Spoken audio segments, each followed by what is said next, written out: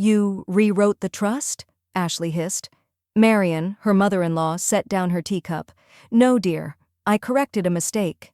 Evan, Marian's only son, stood between them, silent. The same son who let his wife treat his mother like a maid, then left her off the guest list. They thought she'd stay grateful and quiet. They forgot who still legally held the pen.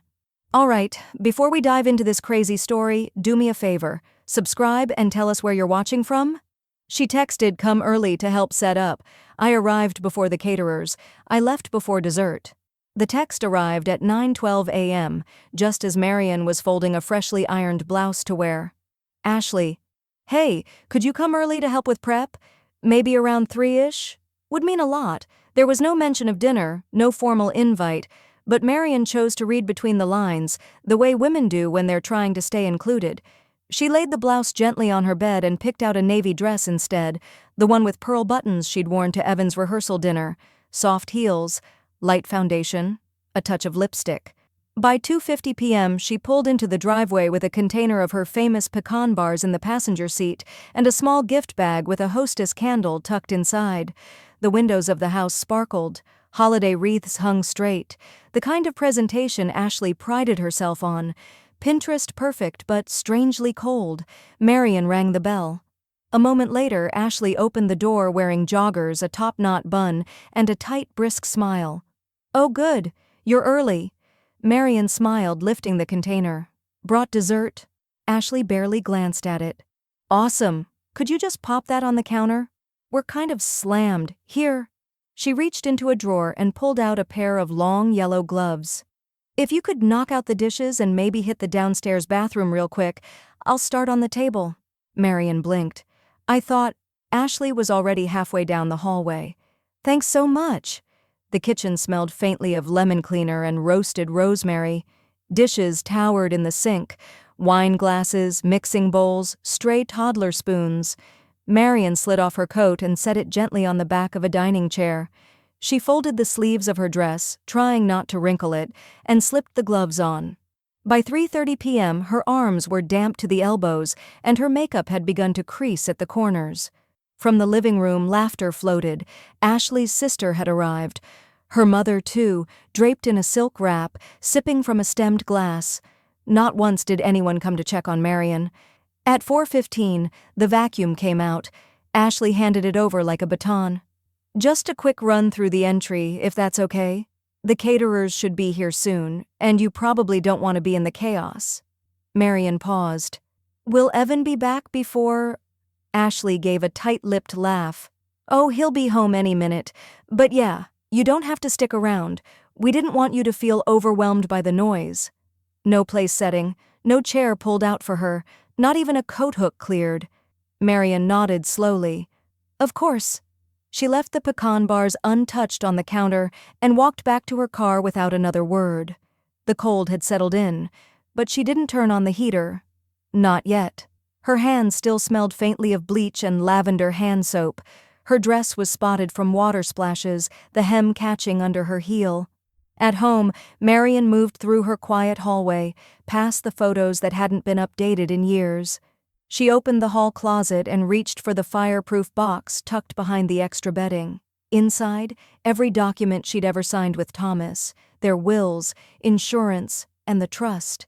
The papers were still in order, her husband's signature, clean and firm, right above the clause she'd always known was there but had never touched. Not until now. She slid the papers onto the dining table and smoothed the corner with her palm. Her tea sat cooling beside her, untouched. She reached for a pen, then paused, eyes scanning down the dense print until she reached the one line that shifted everything. Discretionary beneficiary powers, surviving spouse. She circled it once, then twice. The phone on the counter buzzed. A photo notification from Facebook. Ashley had posted a group shot, 12 smiling faces around the table, glasses raised. 12. Marian wasn't number 13. She set the pen down, her face unreadable in the amber glow of the kitchen light. I scrubbed her flatware while she set the table, for everyone else. The first time Marian saw the house, it had drywall dust on the floors and blue painter's tape on every baseboard. Ashley was pregnant with their first, cheeks flushed with hormones and joy, and Evan couldn't stop talking about the yard, how it'd be perfect for a swing set. "You're really doing this," Marian had said softly, standing in the bare kitchen with her purse still slung across her shoulder. "We're trying," Evan said, "but we're short on closing, just enough to stall things." That's when Marian offered the money, $75,000 from her late husband's annuity account. It was supposed to fund her travel dreams, maybe a small art studio someday. Instead, it paid for granite countertops, crown molding, and a nursery with cloud decals and hardwood floors. "No rush to pay me back," she'd told them. "Just promise you'll make it a real home." Ashley had teared up, hugged her, called her Mom, said she was more generous than anyone else in the family. Back then, Marian believed it, wanted to believe it. The flashback collided with the memory of those same countertops last week, how she wiped down everyone while Ashley arranged crystal glasses for a dinner Marian wasn't allowed to attend. At first, the exclusions came like fog, slow, quiet, easy to excuse. The Thanksgiving after Ashley's second baby, Marian was told the guest list got too full. Then a birthday party where she was invited just for cake after the main celebration. Eventually, there were baby showers she only saw photos of, Christmas cards addressed to the Harrisons instead of Evan and Marian's family, a name gently erased from envelopes, then from events. Still, Marian showed up when asked, with casseroles, with books for the kids, with hand-sewn Halloween costumes Ashley called a little old-fashioned. She swallowed every slight and made room for the new family structure, telling herself, "At least I'm still needed." Now, as she stood in her quiet kitchen, she realized she hadn't been needed. She'd been used. She walked back to the fireproof box and pulled the trust documents again, her fingers brushing past medical directives and old anniversary cards. She unfolded the section she'd circled the night before and read slower this time. Discretionary beneficiary powers. Surviving spouse may remove or replace secondary beneficiaries in full or in part without notice or obligation in the event of documented emotional or relational harm. She whispered the words once aloud, as if testing them for sturdiness, without notice. Marian moved to her desk, opened a drawer, and pulled out the small folder labeled E&A House in her handwriting. Inside, copies of the wire transfer, a list of Home Depot expenses she helped cover. Even the invoice for the crib she'd bought from Pottery Barn. Ashley had sent a Pinterest link with the caption "So dreamy but pricey." Marian bought it that same day. She laid the papers out like puzzle pieces, each one a receipt for inclusion never honored. The next folder was more personal. Photos printed from Facebook, screenshots of party invitations, one with her name cropped out of a family shot, everyone else tagged. A birthday video where Ashley's mother gave a toast, and Marian sat off-screen, forgotten. She wasn't building a case.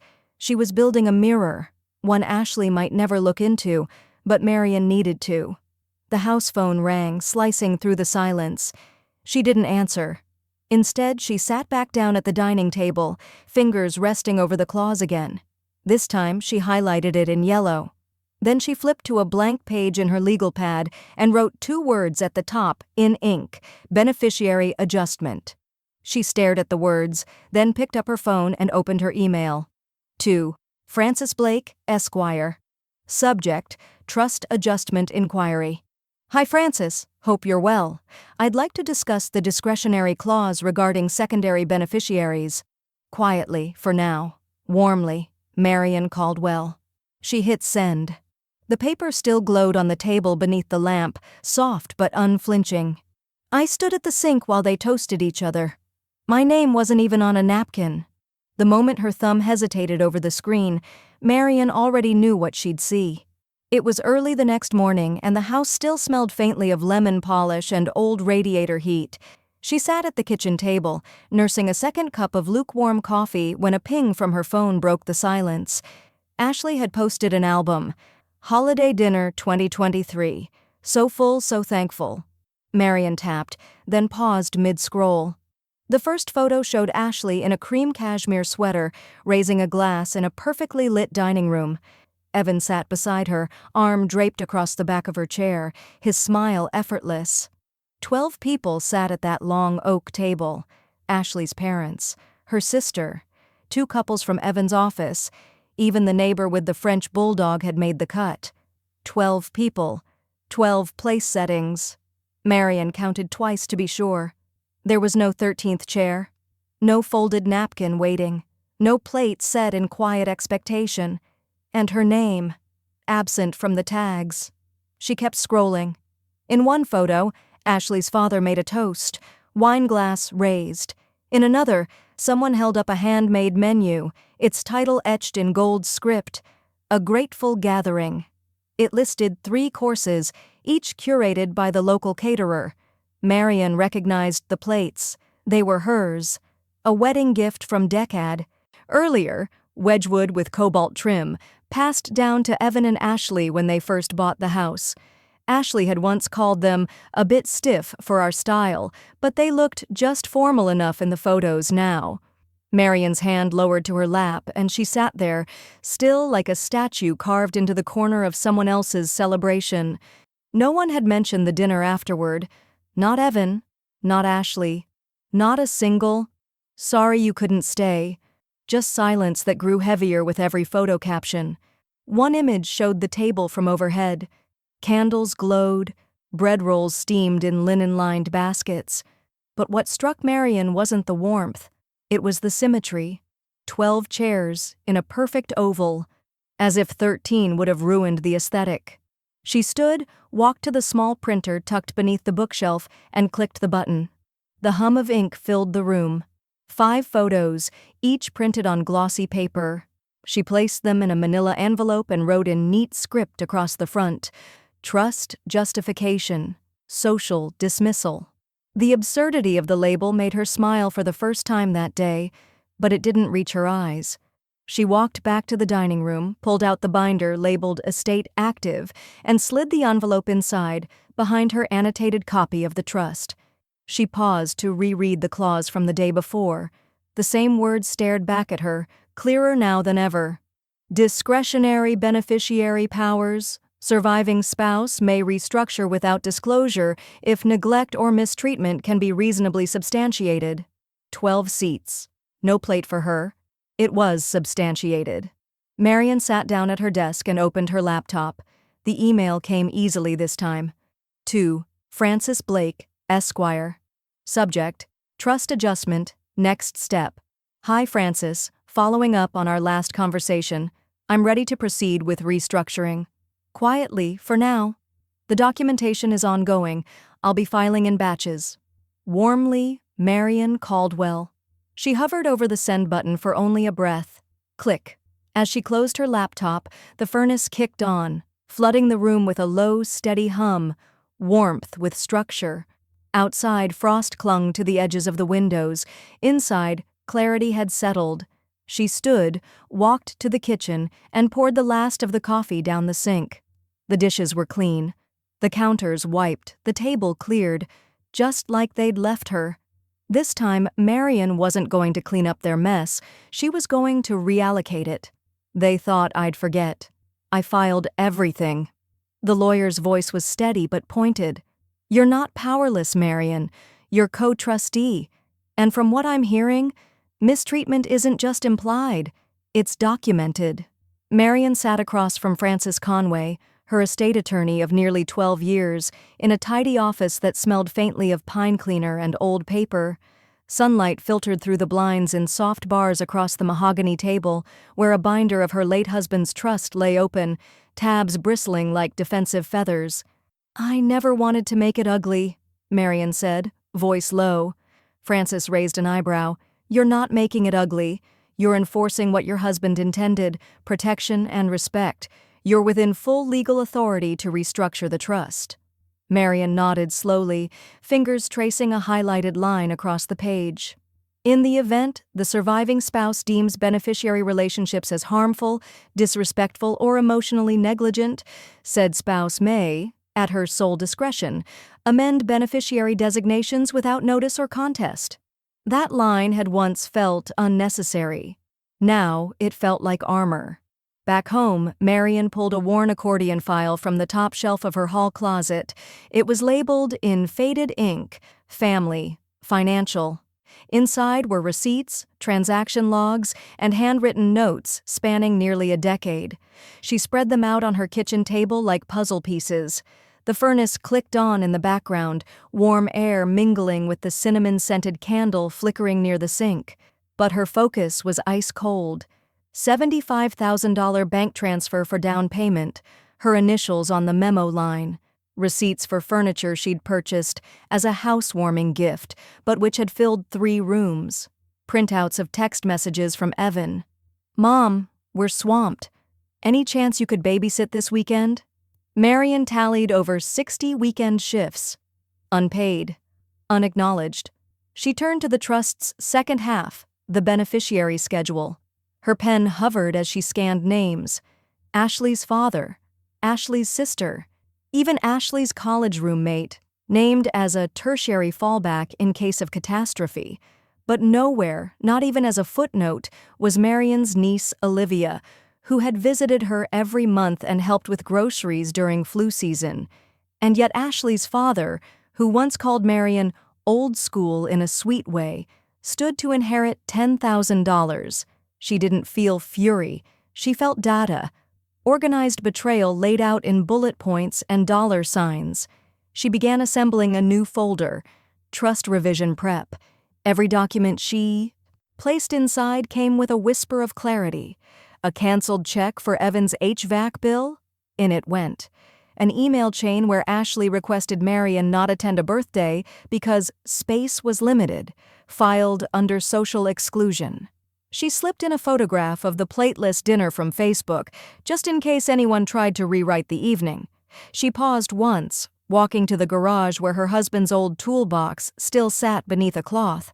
Lifting the lid, she found a single index card yellowing at the corners, his handwriting still unmistakable. "If anything ever makes you feel small in this house, fix the foundation. You built it too." She carried the card back inside, slid it into the revision folder, and opened her laptop. The email to Francis was short. Subject: draft notice, trust cleaning attachments, evidence, backup files, legal clause reference, message: draft a restructure document, not filing it yet. I want it airtight. Best, Marian. She hit send. Then she stood, turned off the kitchen light, and looked out the window at the dark, crisp night beyond. The porch lights at Evan and Ashley's house flickered in the distance like nothing had changed. But the foundation? That was shifting.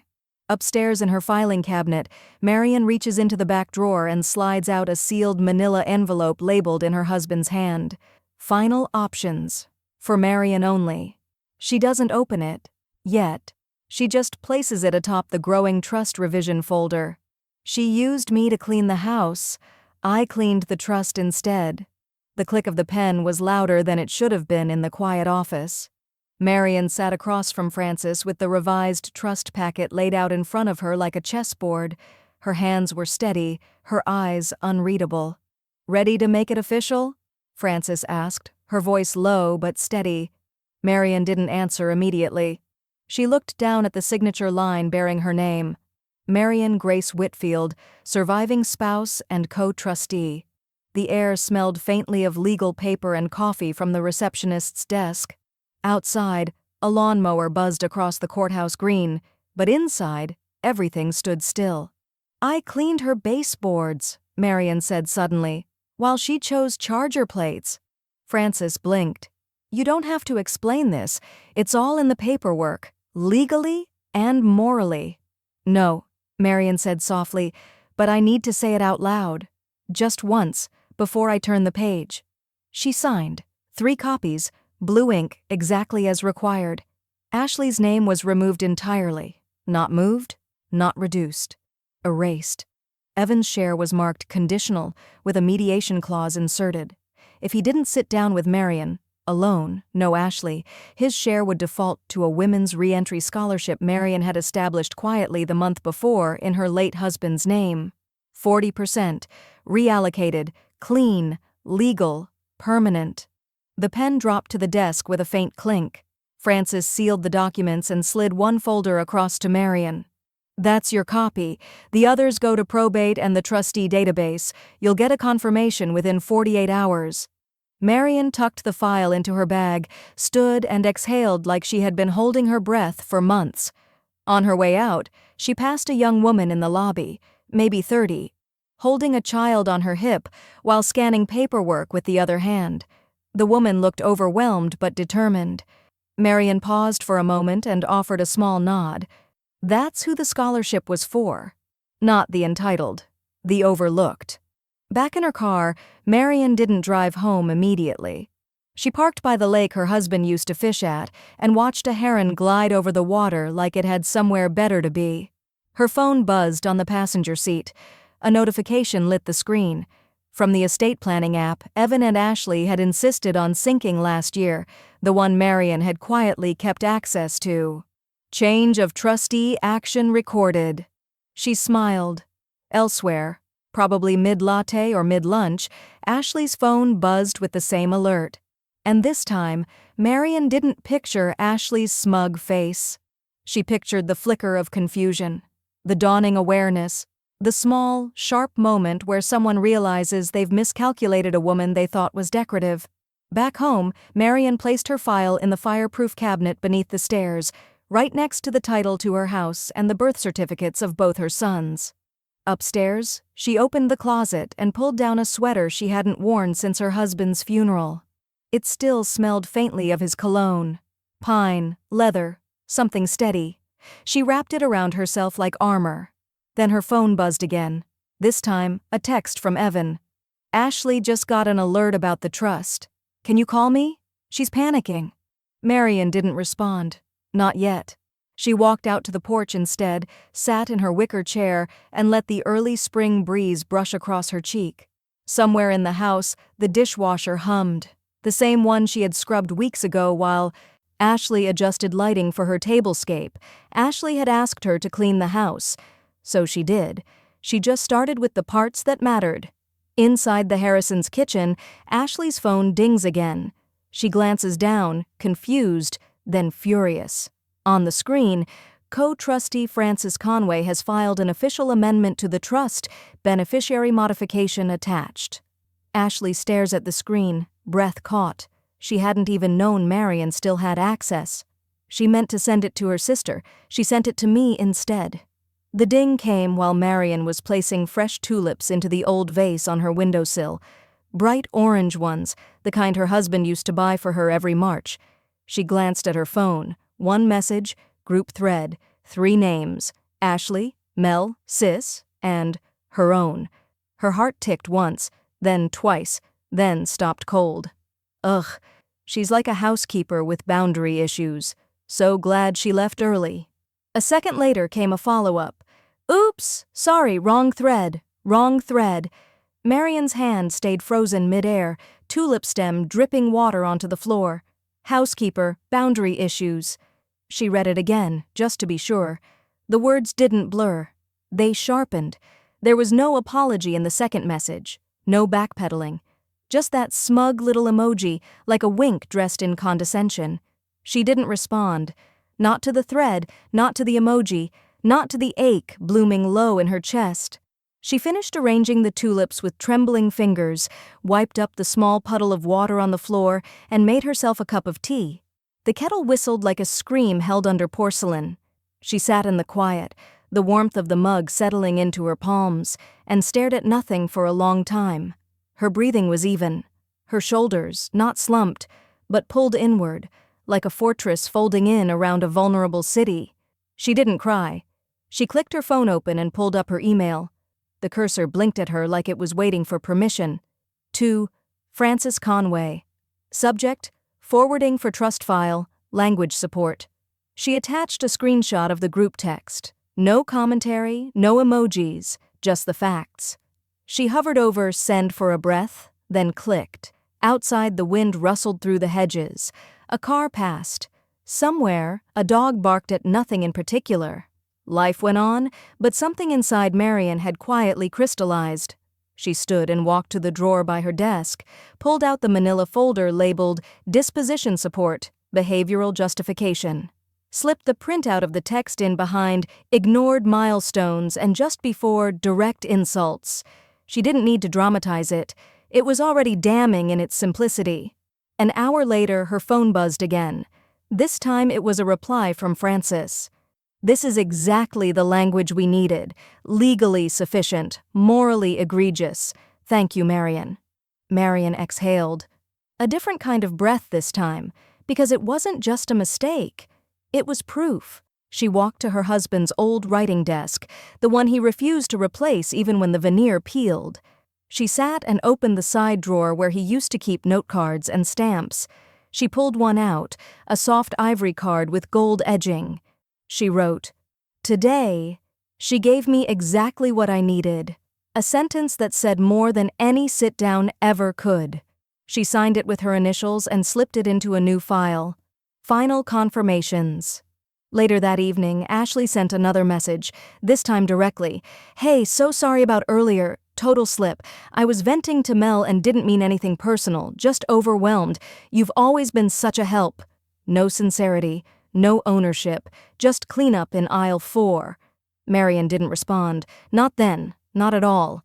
She simply opened her trust folder again, clicked to the clause marked "Behavioral Revisions Just Cause Criteria," and highlighted the section with her fingertip. Beneath it, in bold, "When verbal or written communication confirms disregard, co-trustee may adjust beneficiary status without consultation." She smiled. Small, measured, but real. The next morning, Francis sends a one-line follow-up. "Based on this text, we can now proceed with a permanent beneficiary strike. Do you wish to move forward?" Marion's fingers hover over the keyboard. Then she types, "Yes, proceed immediately. They used me to mop the floors. I used the law to mop the floor with them." The courthouse elevator smelled like old carpet and lemon disinfectant, the kind Marion once used scrubbing behind Ashley's toilet the week before the twins' birthday party. Now she stood alone, heels clicking with precision on linoleum as she stepped into the second-floor probate clerk's office, folder in one hand, her late husband's initials embossed in gold on the spine. "Can I help you?" asked the young man behind the counter, looking up from his screen. Marion offered a smile as polite as polished silver. "Yes, I'm here to file an amendment under co-trustee rights. Schedule D revision, notarized and reviewed by counsel." The young man blinked, straightened in his chair, and reached for the folder. "Absolutely. I'll log it in." As he scanned the documents, Marion took a seat by the window.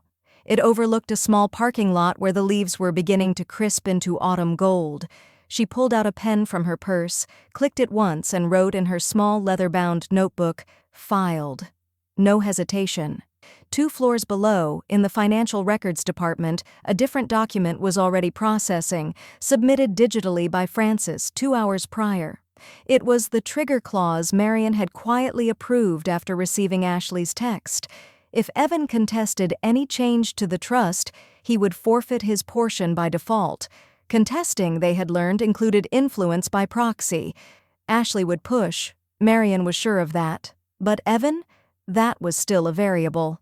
Back at home that afternoon, Marion made herself a sandwich: thin rye, soft turkey, 1 slice of tomato, a swipe of Dijon. As she ate in silence, the email came through. Subject: Confirmation of Trust Control Realignment from Conway Legal Group to M.J. Sullivan.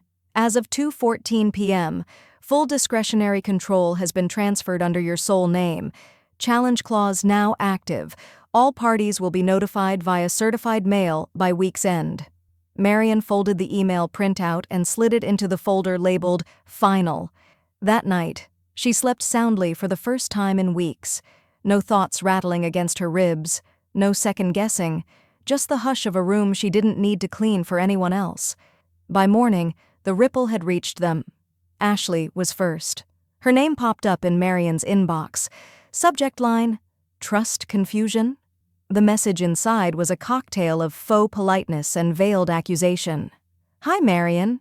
Just got a notice about changes to the trust. Not sure if this was an error. Would love to clarify before we get too worried. Hope all is well." Marion didn't respond. She forwarded the email to Frances and took her teacup out to the garden. Late afternoon, a knock came, 3 quick, uncertain taps. She opened the front door and found Evan on the porch, jacket half-zipped, forehead creased in confusion. "Why is Ashley freaking out?" he asked without preamble. Marian tilted her head. Because she finally read something not written for her benefit. He rubbed the back of his neck, glancing past her into the house like he expected to see some answer waiting in her living room. "I mean, Mom, she said something about you removing her entirely. About the fallback clause." Marian stepped aside just enough to hold the door open, but not invite him in. "Come in. You'll want to see the folder." In the dining room, she laid it out like a guest of honor. Binder open, papers aligned, highlighted clauses glowing under the pendant light. Evan sat, quiet at first, reading, processing, until he reached the line about the contestation clause. His eyes widened. "If I say something, just ask questions, I lose everything?" Marian didn't blink. "If you challenge it, if you let her challenge it for you, yes." "That's harsh." "No, Evan, it's precise." He looked at her like she'd turned into someone he didn't quite recognize. "Why now?" he asked. She folded her hands. "Because I cleaned every inch of your kitchen last weekend, including the part of myself that still believed I was welcome." He opened his mouth, but she held up a hand. "You asked why Ashley is freaking out. It's because she never thought I'd use the law. She thought I'd just keep wiping her baseboards." The silence that followed wasn't angry. It was educational. Evan stared down at the clause again, fingers tapping against the table. Finally he said, "What would happen if I didn't challenge it?" Marian answered, "Then you might still be written in." He looked up. "But on your terms?" Marian nodded once. "Then maybe I should hear what those are." He said, "What are you doing?" I said, "Correcting my mistake." The kitchen smelled like cinnamon tea and something older, something like reckoning. Marian set the teacups down without ceremony. No cookies, no warm small talk, just 2 porcelain cups between her and her son and the thick binder she carried in from the living room. Evan sat across from her, rubbing his thumb along the edge of his phone, as if waiting for it to buzz with some kind of rescue. It didn't. "I don't understand," he finally said. "You've always said family comes first." "I did," Marian replied. She reached for the binder, slid it closer to her. "Then I learned I wasn't in the family I thought I helped build." Evan frowned, leaning in as she opened the first page. A printed photo, Ashley's baby shower. Marian standing near the patio door with a tray of deviled eggs, untagged, unnamed in every online album. The caption Ashley had posted read, "Couldn't have done it without Mom and Dad," referring to her own parents. Beneath the photo, Marian had written in black ink, "Prepped the food, paid for the tent. Rental, unmentioned." Evan shifted. "Okay, but that was just a caption." She turned the page. Next, a birthday invitation for her grandson. She had RSVP'd, yes. She had baked the cake. And yet, in the photos, there was no trace of her. No seat at the kids' table marked Grandma Marian. The captions gushed about, "Such a lovely family day." Ashley's parents stood smiling beside the cake she had baked. More pages. A babysitting calendar annotated in Marian's handwriting. 42 weekends across, 3 years. Emergency pickups, holiday coverage, a highlighted log of payments. None. Evan's eyes flicked down the page. "Mom, why are you keeping score?" "I wasn't," she said quietly. "I started keeping track when it was clear I'd been cut out but still used. There's a difference." The tea sat untouched. She turned to a tab marked Disregards, screenshots, messages where Ashley forgot to copy her, party plans where the phrase, "Let's not confuse the dynamic by inviting too many generations," was casually used. Evan's voice cracked slightly. "But she never meant to be cruel." Marian looked at him. "That's why it's worse," she said, each word pronounced like a stone placed carefully in a row. "If she'd meant it, I could at least call it malice. This question mark, this is comfort. Your wife is comfortable using me, comfortable excluding me. And you are comfortable letting her." The silence was heavier now. Evan's foot tapped under the table. He looked down at the binder, at the notes in her careful handwriting, and he seemed, for the first time in years, not like a man defending someone, but like a boy who wasn't sure what side he'd wandered onto. "She's not bad," he said after a long moment. "I didn't say she was," Marian answered, "but she's not good to me." And I stopped pretending that was okay. Evan inhaled slowly, eyes fixed on the tea he wasn't drinking. "You're serious about this? The trust, the clauses, all of it?" "I am." He opened his mouth, closed it, then finally asked, "Why now?" She leaned back, voice calm. "Because the longer you let someone mop your floors, the easier it becomes to forget they built the house." That landed. Evan blinked, and for a second, something flickered. Recognition, maybe. Or guilt. Or something quieter. He didn't argue again. Didn't defend. Just looked at the pages, one after another. She slid the binder across to him. "Take this home. Read it. Let it sit before you speak again." As he stood, binder in hand, he glanced back. "She didn't mean it." Marian looked him in the eye.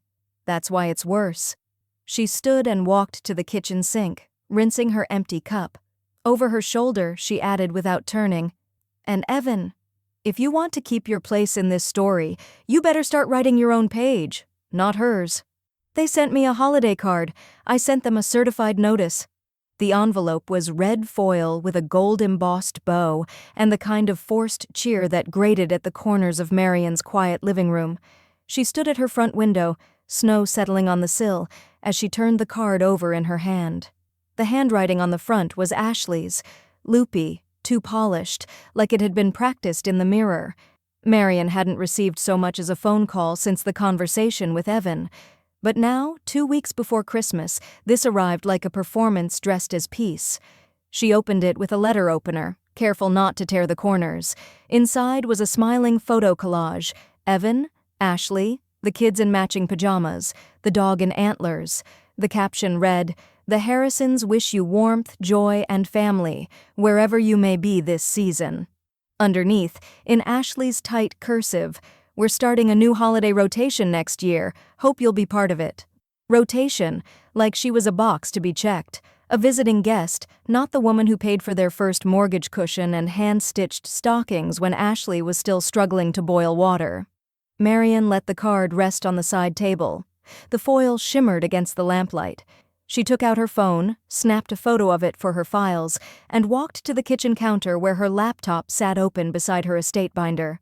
She typed without hesitation. To Francis Weller. Subject: Holiday card. Action requested. Francis, received a card today from Ashley Harrison. I consider it confirmation that their pattern of minimization continues, one step removed from pretending I was never part of their structure. Please proceed with the permanent beneficiary removal and trigger the trust's final restructuring. Her finger hovered over send for just a breath, then clicked. There was no regret, only release. The house was silent. The old grandfather clock ticked behind her in slow, even rhythm. A cinnamon candle burned faintly on the counter, its scent cozy but sharp. A knock came at the door, gentle, wrapped in hesitation. Marian opened it to find her neighbor, Mrs. Elkins, holding a tray of sugar cookies dusted with blue sprinkles. "Just making the rounds," she smiled. "Didn't want you to think we forgot you." Marian took the tray, genuinely touched. "Thank you, Diane. That's very kind." "You doing okay?" the woman asked softly. "We haven't seen Evan's car in a while." Marian hesitated, then smiled. "Just rearranging the furniture a little." Mrs. Elkins chuckled, unaware of the metaphor's weight.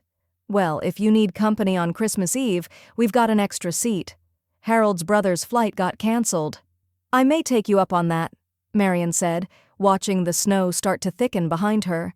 When the door closed, she returned to her laptop. A new email pinged into her inbox. From Francis Weller. Subject: Holiday card.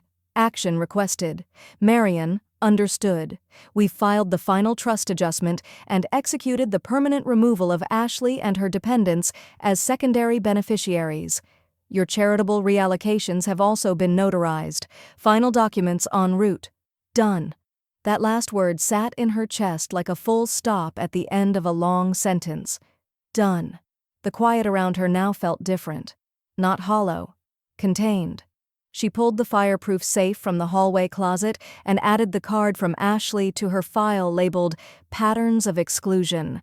Then she slid the binder back into its velvet sleeve, the cover embroidered with her initials. The same one her husband had bought her 20 years ago, saying, "A woman should never walk into a legal room unarmed." She hadn't. Not this time.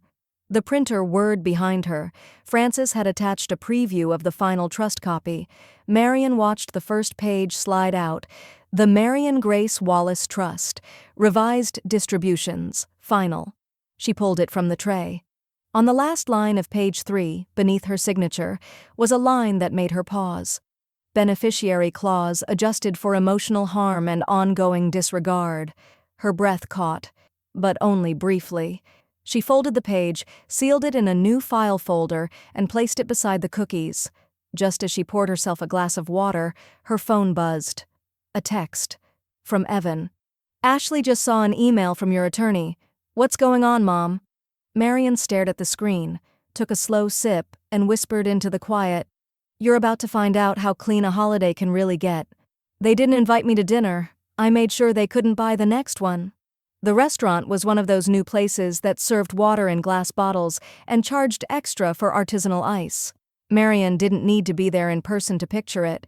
She saw it all in the photo Ashley posted: long wooden table, plates stacked like sculpture, flickering candles curated to look spontaneous. The caption read, "Grateful to host friends who feel like family." No mention of Marion. Again. She zoomed in and counted. 12 people. 1 child in a booster. Evan at the far end, holding a wine glass like he was auditioning for a lifestyle magazine. That was when Marion opened her secure financial dashboard, scrolled to the family trust's investment portfolio, and clicked Edit Permissions. A prompt blinked at the top. "Update beneficiary level access?" Her finger hovered. Then she typed slowly, precisely, "Ashley Harrison. Access revoked. Reason: breach of good faith and fiduciary disregard." She confirmed the changes, then rerouted the quarterly disbursement schedule. A new line appeared beneath the reallocation tab. New beneficiary, Grace Grant Fund, women 60+ re-entering the workforce. She filled in the donation figure, $85,000, set to deposit quarterly into the endowment. Her late husband, James, had once told her, "Make sure whatever's left of us goes to someone who'll do something with it." She smiled faintly, then clicked Submit. The screen refreshed, changes locked, access firewalled. Somewhere across town, Ashley wouldn't know yet, but the trust that had once padded their lifestyle was no longer cushioning her chair at the table. Marion stood, pulled the velvet binder from her safe, and slid in a printed copy of the transaction, labeled neatly, "Redirection, Final." Her phone rang minutes later. "Evan," she answered, already knowing. "Mom?" His voice came through, tight. "What did you do?" "I moved some money," she said calmly. "Out of the hands of someone who treats me like a housekeeper and into the hands of women who remember what work means." "You're hurting her," he said. "I'm responding to her." "She's crying," he added, as though emotion equaled innocence. "Then she's finally reflecting." He paused. "This is over a dinner?" "No," Marion said, sitting back down. "It's over years, birthdays missed, insults overlooked, chairs not pulled out, rooms cleaned and then emptied of me." Okay, he said quickly. "Let's take a breath. You don't need to make this permanent." "Oh, Evan," she said quietly. "It already is." She could hear a glass clink faintly on his end. Maybe he was pacing. Maybe she used to do that too when James and she disagreed. But James never made her feel invisible. "I just wish you'd told us sooner you were this upset," Evan muttered. "I did. You didn't listen." He said nothing. "I taught you better than this," Marion added softly. There was a long pause. Then Evan said, "She's not going to apologize." "I know. She doesn't think she did anything wrong." "She doesn't think," Marion said, and there was no venom in her tone. Just truth. "And I'm done covering for her in the ledger. You didn't even warn me." I did, she said. You just thought the conversation was optional. There was another silence, heavier this time. Finally, Evan's voice broke through, quieter. What do you want me to do? Marian didn't answer immediately. She rose, walked to the window, and watched the wind roll dry leaves across the sidewalk. The dusk light fell through the blinds in long gold stripes. I don't want you to do anything, she said. I want you to sit with the consequence. Same way I sat through dinners I was never invited to. He didn't speak again. Good night, Evan, she added gently. Take care of your wife. She's going to need more than just spin now. She ended the call, then silenced her phone. On the counter, her tea had gone cold, but the air felt warmer somehow. Lighter. She picked up the trust binder, tucked in the final copy, and said aloud to the empty room, That should cover the next dinner you forgot to invite me to. They whispered behind my back. I documented every word. The laughter drifted through the air like sugar-coated smoke, sweet on the surface, faintly choking underneath. Marian hadn't planned to attend the brunch. It was one of those extended family gatherings where the coffee is strong, the praise is thin, and the seats at the head of the table are already metaphorically assigned. But her great-nephew was turning 3, and she'd promised his mother, her niece Diane, she'd stop by for a slice of cake and a quick hug. She arrived early, a small bag of wooden puzzles in hand, and quietly slipped into the kitchen to help arrange cupcakes. Most of the guests barely noticed. Some offered a passing hello, some didn't bother. But as the crowd thickened and the music rose, Marian drifted out toward the sunroom, hoping for air and distance. She paused at the edge of the hallway. That's when she heard it. She's just holding on to money so we'll be nice to her, like we don't see what this is. Ashley's voice. Breezy, cutting. Marian's breath held mid-rib. She leaned slightly closer to the half-open door. Another voice laughed. Mark's cousin, probably. Well, if she's so desperate for affection, she could try being less judgy. Ashley chuckled again. You think she doesn't know exactly what she's doing? Every time she drops off cookies, I swear it's like a currency exchange. Smile for sugar, smile for the trust. She won't live forever, someone else said, almost too softly. Marian didn't need to hear more. She stepped back, then stopped. A quiet shuffle behind her. It was Diane, her niece, frozen mid-step, eyes wide. I heard it too, Diane whispered. I recorded it. Marian blinked. You what? Diane held up her phone. Not on purpose. I was already recording the kids singing for Grandma's scrapbook and walked into the hall at the wrong or maybe right time. The air between them felt thick, fragile. Marian nodded once. Send it to me. Later that evening, back home in her quiet living room, Marian played the audio again. And again. The file was only 42 seconds long, but it didn't need to be longer. Every word was a scalpel. She's just holding on to money so we'll be nice to her. No one had defended her, not Evan. Not even with a weak laugh or an awkward cough. He was either silent or absent. Both stung the same. She didn't cry. She didn't shout. Instead, she opened her binder labeled Trust Oversight and slipped the USB drive inside a plastic sleeve, labeled it in her neat, slanted print, Verbal Evidence, Family Intentions, Ashley. Underneath that, a second label, Disposition, Final.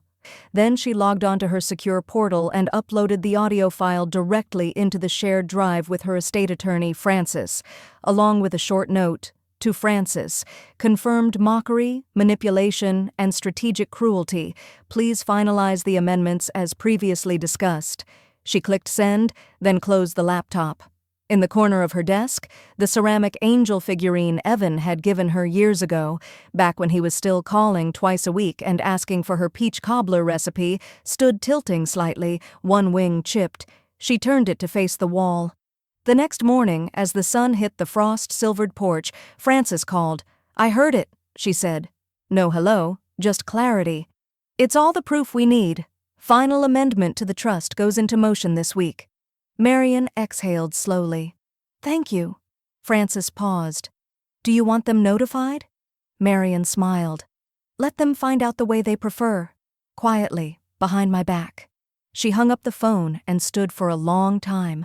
the morning light catching the edges of the audio file label like a highlighter across history. She walked the USB to her safe, placed it inside, and locked it with a calm hand.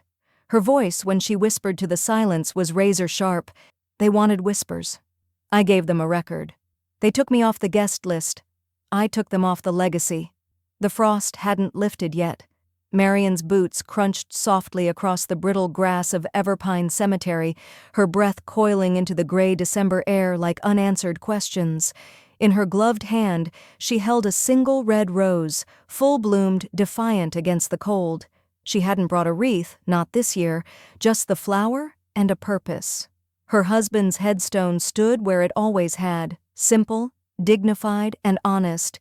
Richard James Teller, 1948 to 2015. Husband, builder, believer. She knelt beside it, ignoring the bite of cold against her knees. "Merry Christmas, Rich," she whispered, her voice just loud enough to challenge the wind. "They didn't want me at their table, so I've made new plans." Her gloved hand reached for the base of the stone, brushing away a light dusting of snow. Then she placed the rose there, stem trimmed, thorns intact. "I thought maybe keeping quiet would keep me included," she said, her voice tightening. "But silence doesn't earn space, it just clears the floor for others to take it." The cemetery was still. No visitors yet, just the hum of power lines in the distance and the faint whistle of cold air through pine. She stood slowly, knees stiff, spine straight. Back home, Marion hung her coat and walked directly to the study. A low, golden light filtered through the curtains, warming the deep cherry wood of her desk. She didn't pause for tea. She didn't turn on music. Instead, she opened the thick, leather-bound trust binder and flipped to the updated summary page. A pen clicked in her hand like a gavel. One niece added, "Ashley, removed. Evan, contingent, pending personal reconciliation terms." The margins were lined with Frances's sharp notes and her own handwritten updates, clean, legal, complete. She slid the summary into its sleeve, tucked it into the front pocket of the binder, and sealed it closed with the elastic strap. For the first time in months, she didn't feel like she was preserving something. She was directing it.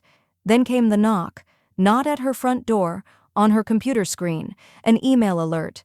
Subject, trust removal notice. Final steps. Frances's office. Marion opened it, expecting a PDF summary or a confirmation link. Instead, it was a short note. "Just confirming. Removal Form F-92 and final amendment packet will be processed today, per instructions. Paralegal Caitlin making outgoing calls now. Hope you're having a peaceful holiday." She smiled softly, then hit archive. Across town, in a sleek kitchen filled with pine-scented candles and sugar cookies, Ashley's phone buzzed just as she was frosting a tray of red velvet cupcakes. She answered without checking the number. "Hello?" A chipper young voice met her. "Hi, this is Caitlin from Frances Daler's office, calling to confirm the final beneficiary removal forms. Just wanted to let you know they'll be officially filed today." There was a pause, a deep one. "What?" Ashley said, her voice tightening. "Oh, I'm sorry. This is Ashley Teller, right? You were listed on the prior revision? We're finalizing the new structure this afternoon." Ashley's hand froze mid-air, frosting tip trembling above the cupcake. "No one told me anything was being filed." "Oh," Caitlin said, flustered now. My apologies. I assumed you'd been notified. You're being removed as a beneficiary. Effective immediately." Ashley didn't respond. Caitlin added, "Have a good holiday," and hung up before making things worse. Back at her house, Marion had no idea the call had gone out early. She was lighting the 3 candles on her quiet dining table. No centerpiece, no guests, just light. Clarity. And then the phone buzzed. A number she knew. Ashley. She let it ring. She turned the phone face down on the table, took a slow sip of tea, and whispered to herself, "I may have been left off the invite, but I'm the one who sent the final notice." He knocked once, the past knocked harder. It wasn't the kind of knock you ignore. Not hurried, not angry, just one sharp rap followed by quiet wait, like someone unsure if they had the right to be standing there. Marian looked up from her crossword puzzle. The living room was hushed. Only the low tick of the wall clock kept time. Through the frosted glass of the front door, she could make out a figure. Broad shoulders, slight hunch, hands in pockets. She rose slowly, setting her glasses aside. Her body moved with purpose, but her heart, well, it paused. When she opened the door, Evan stood there, and beside him, gripping a paper snowflake and looking down at his shoes, was her grandson, Jacob. "Hi, Mom," Evan said, voice soft. "Can we come in?" She stepped aside without speaking, catching Jacob's wide, unsure glance before he shuffled past her. The smell of peppermint lingered on their jackets, probably from some holiday event they'd just left. Evan's eyes searched the room, landing briefly on the family photo above the mantel before moving away, guilty. They sat on the edge of the couch. Marian remained standing. "I know it's overdue," Evan said, resting his elbows on his knees, "but I wanted to talk. In person." "I figured," Marian replied, her tone measured. "It usually takes a notice of removal to spark dialogue." Jacob looked up sharply. Evan winced. "I didn't come to argue," he said. "I came to listen, or try to, and Jacob wanted to give you something." Jacob hesitated, then stood and handed her the snowflake. "We made these in class," he mumbled. "I picked blue 'cause it's your favorite." Marian took the delicate cutout, touched by the detail. Her fingers, still warm from her teacup, closed gently over it. "Thank you, sweetheart. I'll keep it with the others." Jacob sat back, relieved. Evan cleared his throat. "He misses you." "We both do." "No," Marian said. "He might. You're just now remembering why you should." Silence. "I messed up," Evan admitted. "We messed up. Ashley and I, we didn't see things clearly. I didn't see you clearly." "You saw me," Marian replied. "You just didn't value what you saw." Evan sat back like the truth had winded him. "I can't fix what she said, but I don't want to lose you." "You didn't lose me," Marian said. "You put me down and walked away." He exhaled deeply. "So where do we go from here?" Marian walked to her desk and returned with a folder. She set it on the coffee table with quiet finality. "This is a copy of the amended trust," she said. "You're still listed, but your share is contingent." Evan blinked. "Contingent on what?" "Counseling," she said. "You and me. Just us. 3 sessions minimum. I want it in writing that you hear what I've lived through, and that it won't repeat." Evan opened the folder, read, swallowed. "And Ashley?" "I don't owe her conditions," Marian said, calm as stone. "I owe her boundaries." Jacob fidgeted with his sleeves. Evan put a hand on his back. 3 sessions?" Evan asked. Marian nodded. "That's the price of repair, not inheritance, relationship." He looked up, eyes rimmed with something he hadn't let show in years. "I'll talk to her, but I can't promise she'll change." Marian didn't blink. "I'm not asking you to promise," she said. "I'm asking you to choose. You don't need her permission to be my son." The words hung in the air. Jacob stood and quietly made his way toward the bookshelf, drawn to the model train Marian had kept all these years. Evan stared at the trust packet. "I'll think about it." "You'll have to do more than think," Marian replied, her voice soft but immovable. As they reached the door to leave, Jacob turned back. "Can I come back next Saturday?" he asked. Marian smiled gently. "The door will be open, as long as it's knocked on with respect." Evan lingered at the threshold, then looked over his shoulder. "If I come alone next time, would you still have something to say?" Marian met his eyes. "Yes, but this time, you'll be expected to listen." "I came to clean. I left it spotless." The conference room smelled faintly of lemon oil and old paper, quiet power, polished and waiting. Marian smoothed the front of her gray wool coat as Francis, her attorney, slid the final document across the mahogany table. "This is it," Francis said, tapping the page. "Final structure, final sign-off, no reversals unless you initiate it, no challenges unless they want to self-destruct." Marian took the pen with steady fingers. Her nails were short and clean, painted the same rose beige she wore when she'd stood beside her husband the day they bought their first home. She read every line, Not because she didn't trust it, but because she wanted to witness the moment in full. The trust no longer bore Ashley's name. No fallback clauses, no gray areas. Evan remained, with stipulations, counseling, boundaries, a deadline. The rest of the estate was now distributed with clarity and conscience. 30% to a scholarship fund named after her late husband, George Carter, designated for women over 50 returning to school. 20% to her niece, Tessa, the only one who checked in without an agenda. 25% held in a fixed fund Marion could control until her last day, to be released to select charities upon her passing, and the rest, her personal effects, the heirlooms, the family photo albums, the handwritten recipes, the lake house deed, those had new instructions attached. She called it the legacy addendum, not legally required, but soulfully necessary. She signed the final page. The pen made a soft shuft across the paper, like fabric being hemmed. Clean. Irreversible. Frances let out a breath. It's done. 2 witnesses, both notaries from the firm, stepped forward silently and signed. One of them smiled gently at Marion. It's rare, she said, to see a trust wielded like this, with intention, not revenge. Marion gave a slight nod. I've had time to think.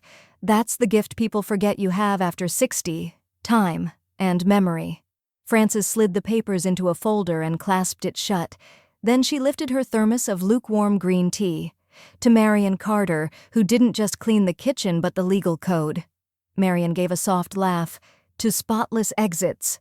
They toasted in silence. There was no champagne, no confetti. Just paperwork and dignity.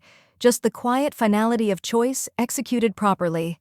Later that afternoon, Marion sat at her dining table, now bare except for a single crystal vase holding 3 yellow tulips. The sun streamed in from the west-facing window, casting warm gold across the wood grain. The house was quiet, but not lonely. Her email chimed. She opened her laptop and clicked without expectation. Subject: George Carter, Memorial Scholarship. Recipient confirmed body. Dear Mrs. Carter, we're honored to share that the first recipient of the George Carter Memorial Scholarship has been selected, Ms. Rosalind Harris, age 53, returning to nursing school after caring for her disabled mother for 11 years. Her essay included the line, I want to matter again, even if it's quiet. Your trust made that possible. Marion stared at the words for a long moment. She could almost hear George's voice, teasing from behind the paper. Well, now that's a good investment.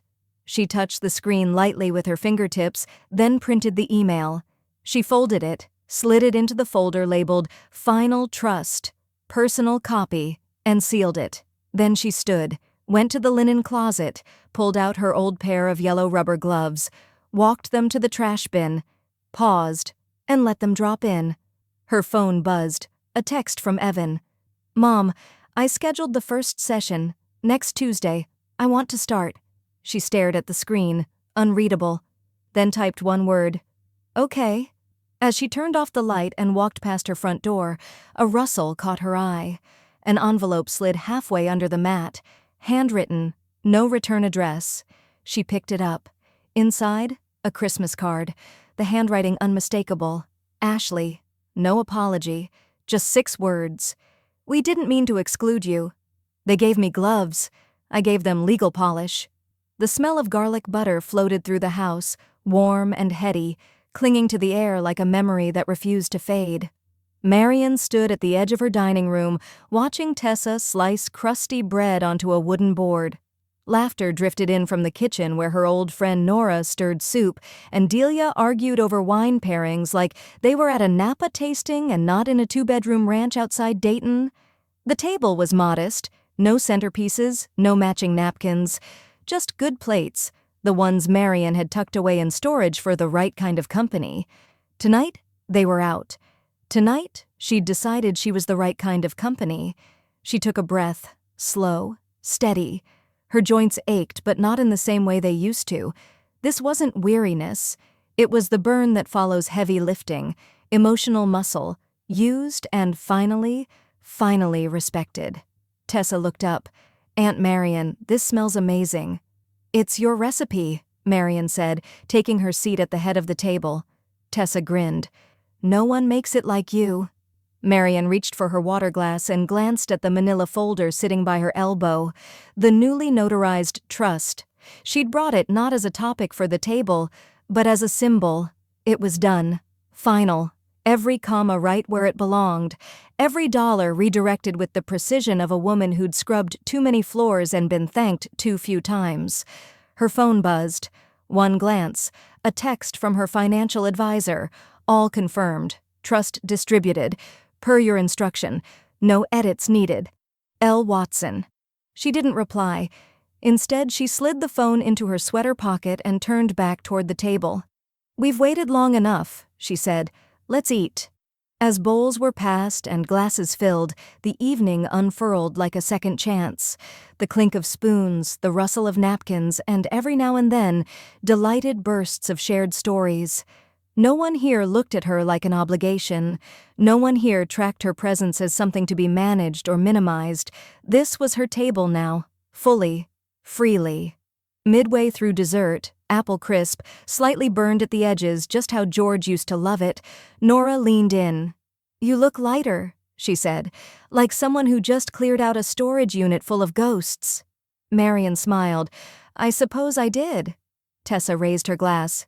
To Aunt Marian, who cleaned the house, cleaned the record, and didn't let anyone steal her peace. The toast landed gently, a warm applause in liquid form. Marian nodded but said nothing. She let the sound of it settle. She didn't need to say more. After the guests had gone, after the plates had been rinsed and stacked in the sea, and the lights dimmed to a soft amber, Marian stepped into her office and picked up the folder one last time.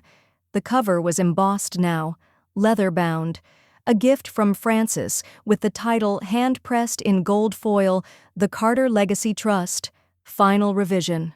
Underneath, a handwritten inscription, for the woman who made sure her value wasn't negotiable. Marian opened it, scanned the first page, then the last. She reached the signature line and read her name, Marian E. Carter, written with unwavering ink. No edits needed, no permissions granted. She slid the folder into the safe and turned the key. And just like that, it was over. Not the loss, not the betrayal. Those would linger, like shadows on the wall. But the weight of being disregarded? That had been lifted, replaced by something sharper, cleaner. She stepped into the hallway, flipped the light switch, and stood in silence for a beat. Then, almost ceremonially, she walked to the cabinet drawer where she kept miscellaneous odds and ends, extension cords, picture hooks, and yes, still, an unopened box of lemon-scented gloves. She took them out, held them, then walked them to the trash can, dropped them in. The soft thump as they landed was quieter than it should have been, but it sounded like closure. The doorbell rang. Probably Tessa again. Forgotten keys, most likely. She opened the door to find no one on the porch. Just a white envelope tucked beneath a potted fern. Inside, a card. Thank you for your help last year. We were overwhelmed. Hope you understand. Ashley and Evan. Marian read it twice. The handwriting neat, formal, distant. She slipped it back into the envelope, walked it to the fireplace, and fed it to the flames without ceremony. Then she whispered, more to herself than anyone else. They called it help. I called it the last time they'd ever use me.